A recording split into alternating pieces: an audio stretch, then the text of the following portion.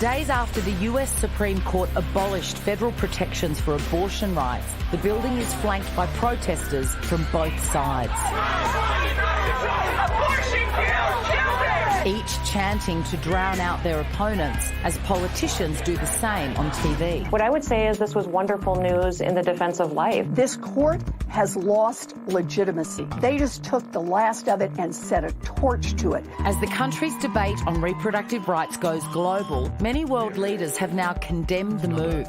It is a setback for women and their right to control their own bodies. It is a good thing that in Australia this is not a matter for partisan political debate. The PM might want to mention that to the Nats. A wonderful day to protect human life. I'm leaning on the pro-life side with caveats around the circumstance of pregnancy. Literally has been very recently in almost every state in Australia that abortion has been decriminalised. So because it's new, I'm assuming it's probably more secure than if it was old, oddly enough. On July 7, South Australia will decriminalise abortion, making the act legal in all states and territories. But legality doesn't mean accessibility, and acquiring these services can prove extremely difficult, particularly in rural and regional areas. It's just a postcode lottery across the country. A lot depends on where you live, how good your GP is in terms of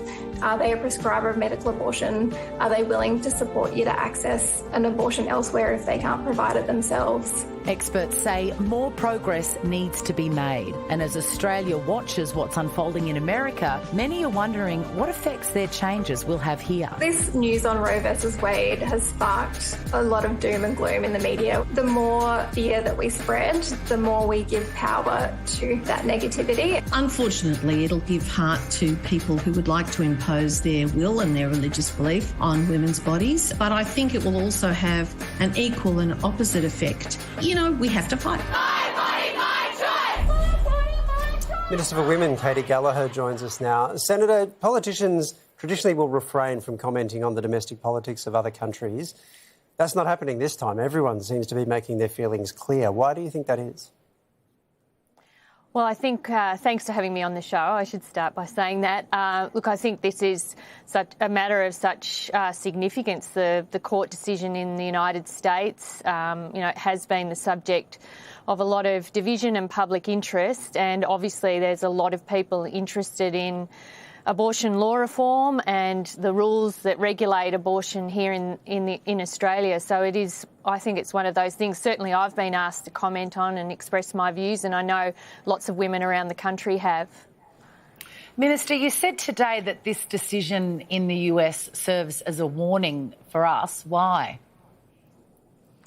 Well, I think it to me, and I've been reflecting on it over the weekend, I was involved in some abortion law reform in a territory parliament when I was a member there.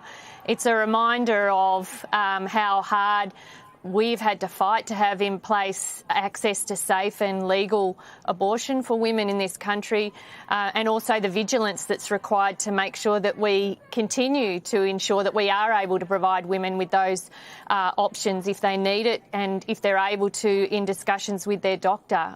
These are matters that states and territories have resolved, but they've only resolved them really in the last 20 years since it started being decriminalised and a legislative framework being put in place.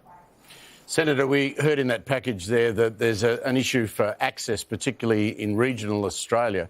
Is that something the new Labor government's going to have a look at and try and sort out with your state colleagues?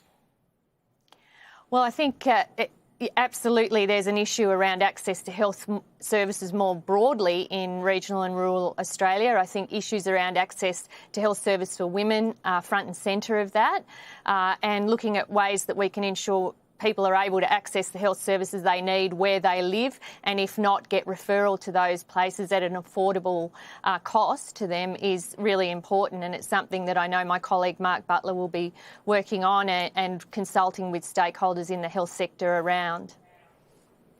Katy, we've seen politicians like Matt Canavan, David Littleproud, the Christian lobby come out in favour of this verdict. Could you ever see something like this happening here in Australia?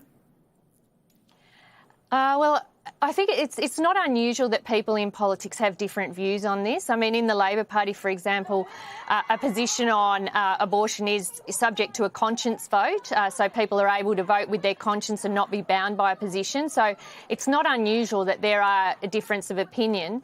And I think that goes to my first point about remaining vigilant for people who are pro-choice and who do want to ensure that women are able to access safe and legal abortion if they need it, to remain vigilant as, you know, debate flows, I think, from the American decision. I have no doubt it will. It has already.